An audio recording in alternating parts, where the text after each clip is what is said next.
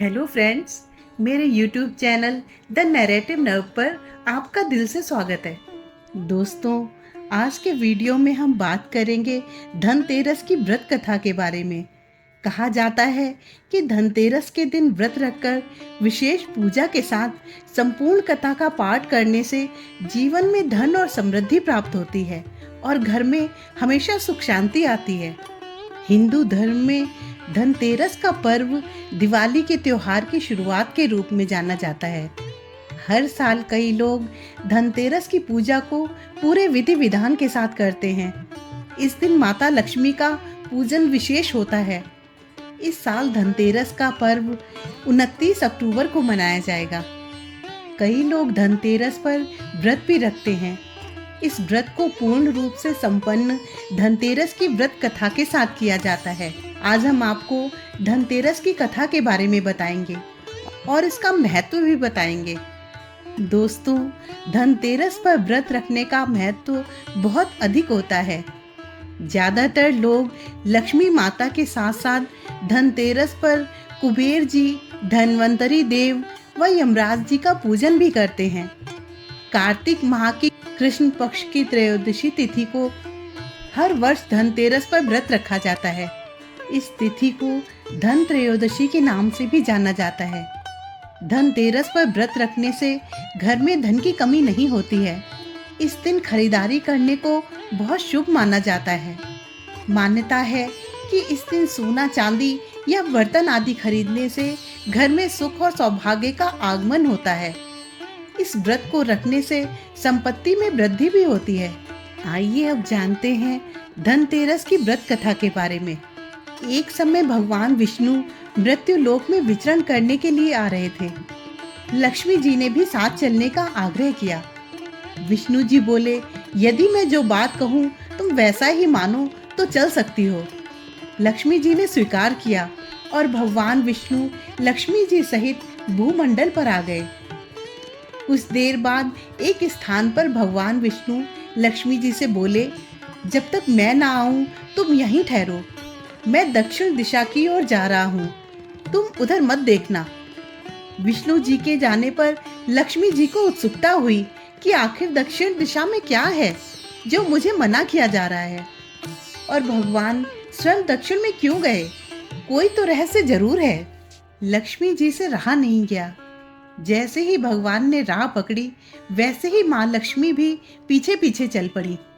कुछ ही दूर पर सरसों का खेत दिखाई दिया। वो खूब खिला हुआ और लहलहा रहा था। वे उधर ही चली। सरसों की शोभा से वे मुग्ध हो गईं और उसके फूल तोड़कर अपना श्रृंगार किया और आगे बढ़ गईं। आगे गन्ने का खेत खड़ा था। लक्ष्मी जी ने 4 गन्ने लिए और उसका रस चूसने लगी। उसी क्षण विष्णु जी आए और ये देखकर लक्ष्मी जी पर नाराज होकर श्राप दिया।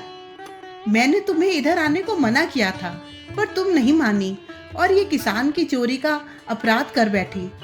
अब तुम उस किसान की 12 वर्ष तक सेवा करो और इसे सजा के रूप में स्वीकार करो।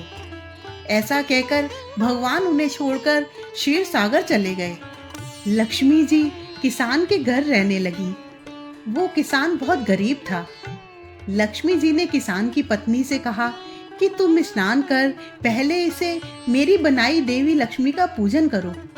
लक्ष्मी जी ने किसान की पत्नी से कहा कि तुम स्नान करके पहले इस मेरी बनाई देवी लक्ष्मी का पूजन करो, फिर रसोई बनाना। तुम जो मांगोगी मिलेगा। किसान की पत्नी ने लक्ष्मी के आदेशानुसार ही किया। पूजा के प्रभाव और लक्ष्मी की कृपा से किसान का घर दूसरे ही दिन से अन्न, धन, रत्न, स्वर्ण आदि से भर गया और लक्ष्मी से जगमगा उठा। लक्ष्मी ने किसान को धन धान्य से पूर्ण कर दिया था। किसान के 12 वर्ष बड़े आनंद से कट गए। 12 वर्ष के बाद लक्ष्मी जी जाने के लिए तैयार हुई। विष्णु जी लक्ष्मी जी को लेने आए थे। किसान ने उन्हें भेजने से इनकार कर दिया। लक्ष्मी जी भी बिना किसान की मर्जी के वहां से जाने को तैयार नहीं थी। तब विष्णु जी ने एक चतुराई की। विष्णु जी जिस दिन लक्ष्मी को लेने आए थे उस दिन वारुणी पर्व था। इसलिए किसान को वारुणी पर्व का महत्व समझाते हुए भगवान ने कहा कि तुम परिवार सहित गंगा में जाकर स्नान करो और इन कौड़ियों को भी जल में छोड़ देना। जब तक तुम नहीं लौटोगे तब तक मैं लक्ष्मी को नहीं ले जाऊंगा। लक्ष्मी जी ने किसान को 4 कौड़ियां गंगा में देने के लिए दी। किसान ने वैसा ही किया। वो सपरिवार गंगा स्नान करने के लिए चल पड़ा। जैसे ही उसने गंगा में कौड़ियां डाली, वैसे ही 4 हाथ गंगा में से निकले और वे कौड़ियां ले ली। तब किसान को आश्चर्य हुआ कि ये तो कोई देवी हैं। तब किसान ने गंगा जी से पूछा, हे माता, ये 4 भुजाएं किसकी हैं? गंगा जी बोली, हे किसान, वे चारों हाथ मेरे ही थे। तूने जो कौड़ियां भेंट की हैं वो किसकी दी हुई हैं? किसान बोला, मेरे घर में जो स्त्री आई हैं उन्होंने ही दी हैं। इस पर गंगा जी बोली कि तुम्हारे घर में जो स्त्री आई है वो साक्षात लक्ष्मी है और वो पुरुष विष्णु भगवान हैं। तुम लक्ष्मी को जाने मत देना, नहीं तो तुम पुनः गरीब हो जाओगे। ये सुनकर किसान घर लौट आया। वहां लक्ष्मी और विष्णु भगवान जाने को तैयार बैठे थे। किसान ने लक्ष्मी जी का आंचल पकड़ लिया और बोला कि मैं आपको जाने नहीं दूंगा। तब भगवान ने किसान से कहा कि इन्हें जाने कौन देता है, पर ये तो चंचला हैं, कहीं ठहरती ही नहीं। इनको बड़े बड़े नहीं रोक सके। इनको मेरा श्राप था जो कि 12 वर्ष से तुम्हारी सेवा कर रही थी। तुम्हारी 12 वर्ष सेवा का समय पूरा हो चुका है। किसान हठ पूर्वक बोला कि नहीं, अब मैं लक्ष्मी जी को नहीं जाने दूंगा। तुम कोई दूसरी स्त्री यहाँ से ले जाओ। तब लक्ष्मी जी ने कहा, हे किसान, तुम मुझे रोकना चाहते हो तो जो मैं कहूँ वैसा ही करो। कल धनतेरस है, मैं तुम्हारे लिए धनतेरस मनाऊंगी। तुम कल घर को लीप पोत कर स्वच्छ रखना, रात में घी का दीपक जलाकर रखना और शाम को मेरा पूजन करना और एक तांबे के कलश में रुपया भरकर मेरे लिए रख देना। मैं उस कलश में निवास करूंगी, किंतु पूजा के समय मैं तुम्हें दिखाई नहीं दूंगी। मैं इस दिन की पूजा करने से वर्ष भर तुम्हारे घर से नहीं जाऊंगी। मुझे रखना है तो इसी तरह हर साल मेरी पूजा करना।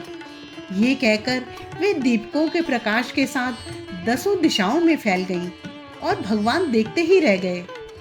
अगले दिन किसान ने लक्ष्मी जी के कहे अनुसार पूजन किया। उसका घर धन धान्य से पूर्ण हो गया। इसी भांति वो हर साल तेरस के दिन लक्ष्मी जी की पूजा करने लगा। दोस्तों, धनतेरस की ये कथा आपके जीवन में धन और समृद्धि का वरदान और जीवन में खुशियां प्रदान करेगी। अगर आपको मेरा ये प्रयास पसंद आया हो तो इसे ज़्यादा से ज़्यादा लाइक और शेयर करें और मेरे चैनल को सब्सक्राइब जरूर करें। हैप्पी धनतेरस।